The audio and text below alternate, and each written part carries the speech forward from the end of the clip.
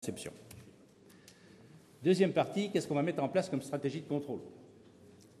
Alors, pour regarder la stratégie de contrôle, il faut quand même regarder le cahier des charges, c'est la meilleure chose à faire en premier. Donc ce qu'on veut faire, c'est premièrement assurer la stabilité. Bon, on a de la chance, c'est déjà stable en boucle ouverte. Quand on fait rien, c'est stable. C'est stable, mais ça peut avoir tendance à aller taper sur un bord. Mais c'est stable, au sens mathématique du terme, les valeurs propres sont négatives. Bon. On essaye de réduire au maximum le déport de bande en sortie. Alors il y a un petit problème technique, c'est que dans la dernière cage, il faut éviter de jouer sur le différentiel de serrage, parce que vous comprenez bien que si à la fin, je fais un coin, ça va pas bien aller. Autrement dit, je peux jouer sur le début, sur les premières cages, mais pas trop sur les dernières. Sur les dernières, je dois me retrouver, je dois être quasiment dans l'axe, quoi. Sinon c'est pas bon. Voilà.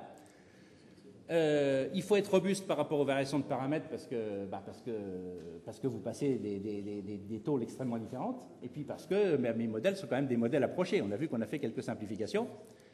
Et enfin, il faudra supposer que les capteurs qui nous donnent la position, j'en ai pas parlé, les capteurs qui nous donnent la position de la bande sont tout bêtement des caméras qui sont placées au-dessus. Vu la couleur de la bande, c'est assez facile de la repérer. Sauf sur une, qui est la première cage. Pourquoi? Parce que la première cage récupère la bande et la première cage a tendance à s'encalaminer très vite. Donc pour décalaminer, qu'est-ce qu'on fait? On balance de la flotte sous pression. Qu'est-ce qui se passe quand vous balancez de la flotte sous pression sur un truc qui est à 900 degrés? Vous avez un superbe brouillard. Comme on dit, la caméra cherche la bande. Donc de temps en temps, celle-là, elle se déconnecte, elle ne marche plus. D'autre part, il faut prévoir une panne éventuelle de caméra. Donc il faut pouvoir tourner soit avec les 5, soit avec 4, soit éventuellement avec 3, si on a panne en cours d'eau. Voilà. Alors tout ceci nous a amené à dire, bon, d'abord, première chose, on exclut les commandes de type monovariable, c'est-à-dire l'idée de faire une régulation par cage, c'est perdu d'avance. C'est perdu d'avance parce que tout est couplé, et si vous essayez de faire une régulation par cage, vous ne pouvez pas, ça ne marche pas. Bon. Donc il faut faire une régulation multivariable. Cette régulation multivariable, on a décidé comme technique. Alors il y a plein de techniques. On a décidé de prendre une, celle qui s'appelle LQ, c'est-à-dire qui s'appelle système linéaire avec optimisation d'un critère quadratique. Bon, alors, je ne sais pas si vous connaissez ce genre de truc. Si vous ne connaissez pas, ce n'est pas bien grave. C'est une méthode comme une autre. C'est de la même manière que quand vous réglez une boucle de régulation, vous utilisez des paramètres différents du style marge de phase, fluctuation de coupure à 0 dB. C'est pas ce que vous demande le client, il s'en fiche complètement de la marge de phase, oui. Mais vous utilisez ça pour obtenir les performances. Là, c'est la même chose. Le client, il se fiche complètement d'optimiser un critère quadratique, mais vous utilisez cet intermédiaire pour obtenir votre commande. Voilà. Et vous jouez sur les paramètres de réglage qui sont les matrices de pondération ici, qui portent sur l'état et qui portent sur la commande. Alors, ça a un certain nombre de bonnes propriétés. Bon, d'abord, ça assure la stabilité, ce qui est une bonne chose. Ça a des propriétés de robustesse. La commande qu'on trouve avec ça est simple parce qu'elle s'écrit sous la forme U égale une matrice de gain fois l'état. Donc, c'est quand même assez sympathique. On peut régler la dynamique en jouant sur les paramètres QR ici, et on peut pénaliser un certain nombre d'entrées, c'est-à-dire ce que je vous disais tout à l'heure, quand on dit sur les dernières cages, je ne veux pas trop bouger, qu'est-ce que je fais? Je mets un poids très fort sur ce que me coûtent les dernières commandes, par exemple. Comme je mets un poids très fort là-dessus, comme je vais minimiser le critère, forcément, les U seront faibles dans ce coin-là. Voilà. L'astuce est assez simple. Je remplace le problème de contrainte par un problème de pénalisation sur le critère. Et ça me permet de régler le problème. Alors évidemment, il y a un petit défaut, c'est qu'il y a une vilaine équation là ici, qui est une équation appelée équation de Riccati matricielle, qui est pas très sympathique, parce que vous voyez qu'elle est un peu non linéaire. L'inconnu c'est P, et puis il faut trouver là-dedans. Mais heureusement, il y a des logiciels qui résolvent ça très bien. Alors, qu'est-ce qu'on a fait? On a mis d'abord en simulation. On a commencé par regarder ce qui se passait en simulation. Combien de temps il me reste? Pardon? Combien de temps me reste-t-il? Je n'ai pas regardé. 15 minutes. Oh, c'est parfait. Bien. Alors, donc en simulation, vous voyez ce qui se passe. La simulation a été faite à partir d'un enregistrement réel, c'est-à-dire que l'entrée, c'est une bande. C'est une bande réelle, un capteur qui nous a donné l'information. Vous voyez ce qui se passe là, ce qu'on a découvert à ce moment-là, c'est que au départ, on ne savait pas trop quelles seraient les perturbations. On a découvert que la grosse perturbation, c'était finalement le décentrement d'entrée de la bande. Pourquoi? Parce qu'à l'entrée, c'est une bande qui fait quand même 3-4 cm d'épaisseur. Donc 3-4 cm d'épaisseur, c'est pas bien enroulé sur une bobine.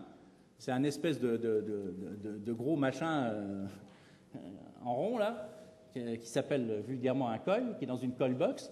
et assez centré comme ça peut à l'arrivée. Donc le gros défaut finalement, c'est pas trop les cédages de cage, c'est plutôt le décentrement d'entrée. Voilà. Alors vous le voyez sur la première cage, vous pouvez rien faire finalement parce que la première cage, elle reçoit ça et puis vous avez beau jouer dessus, il ne se passe pas grand-chose.